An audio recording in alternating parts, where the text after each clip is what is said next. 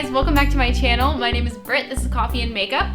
So today I attempted to do foam rollers, like curlers, for an event that I'm going to tonight. So that's why my hair is crazy and I'm not even, like, I've given up trying to fix it. So that's that. In today's video, I decided to do something that you guys wanted to see, and when I was looking through all of the requests that people have sent me, by far the most commonly requested thing was for me to do a hair care routine, which luckily is going to be really simple and easy. In fact, I think it's going to be hard for some people to follow just because of all the things you can't do and not necessarily things that you can. But in any case, I'm going to share with you all today my hair care routine, so I hope you enjoy it, and without further ado, let's get into it. So firstly, when it comes to washing my hair, I like to wash every other day.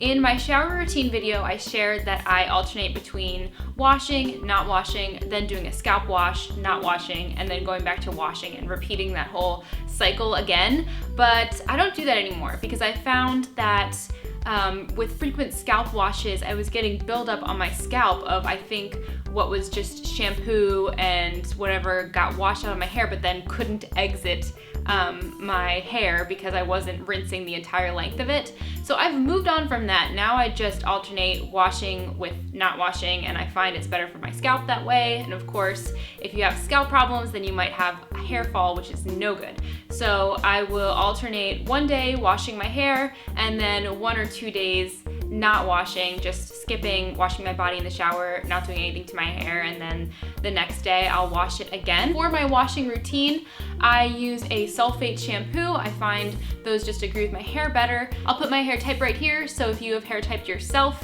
you can see if this might be applicable to your hair.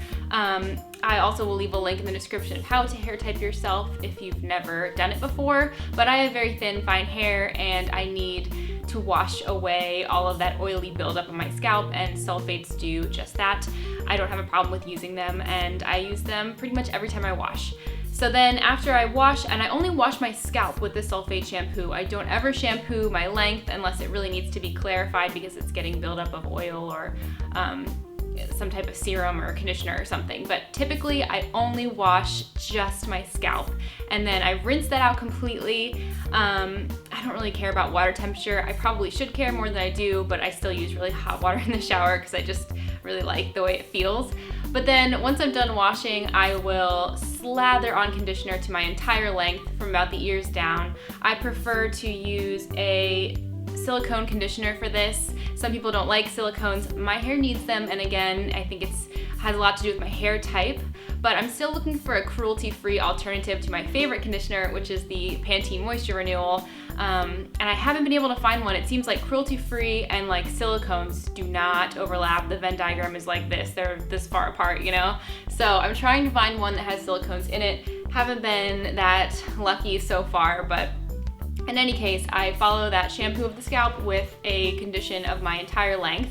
And to add a little bit of extra punch to that conditioning power, I will put the conditioner into my hair, and then I keep 2 clips on my shower rod, and I will just wrap my conditioned length up into a bun on the top of my head and clip it up, and then I wash my body and do all of my other shower things, and then right before I get out of the shower, I will then wash the conditioner out of my hair. That was a tip I learned from someone on YouTube here who doesn't make videos anymore, I don't think, but she was Pentecostal, so she had really long hair for religious reasons, but I learned from her channel to actually clip up your hair with the conditioner in it to kind of get the full benefit of your conditioner. So anyway, once I get out of the shower, I do not comb my hair wet. I never ever detangle wet, even with a wet brush, even with a tangle teaser, because for me at least, my hair will rip out. It's just very sensitive to mechanical damage, and when it's wet, it is super fragile. So I don't mess with it when it's wet at all. So I just towel it off, and then I throw it up in a t-shirt usually. My boyfriend has sewn me a 2 t-shirt contraption so that it's long enough for all of this hair to fit into, and that's how I'll dry my hair, but after a while I just take the t-shirt off and let it air dry. After my hair is dried a little bit, maybe it's still damp, but mostly dry, I will apply an oil. If I know I'm gonna have my hair up in a bun or some other type of updo, then I will apply a lot of oil to my length.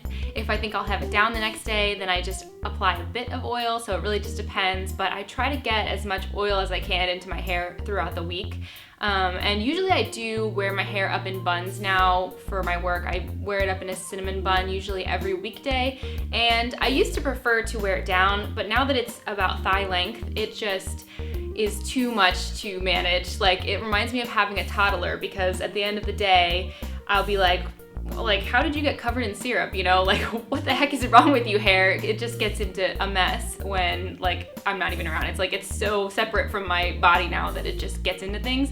So I like to minimize that and manage that by keeping it up in a bun for the work week. And also, I feel like I worry that it's a little unprofessional to have hair this long. I mean, I know it's not, there's nothing technically wrong about it, and I know a lot of men who have long hair feel this way too. I just feel like it might be a distraction, or someone might judge me for having really long hair at work. So I usually keep it under wraps in a bun, and it folds up really small, so I don't think anyone realizes the length of my hair until I actually take it down. In a bun, it looks like it could just be, you know, I don't know, mid-back length or something. So anyway, I normally style it in buns during the week, and if I know it's gonna be up in a bun, then I go ahead and slather a bunch of oil on it the night before, because why not? No one's gonna see it anyway. And then as far as style goes, on the weekends, I'll usually try to change it up, so I'll wear it in twin pigtail braids, have been a big favorite of mine recently.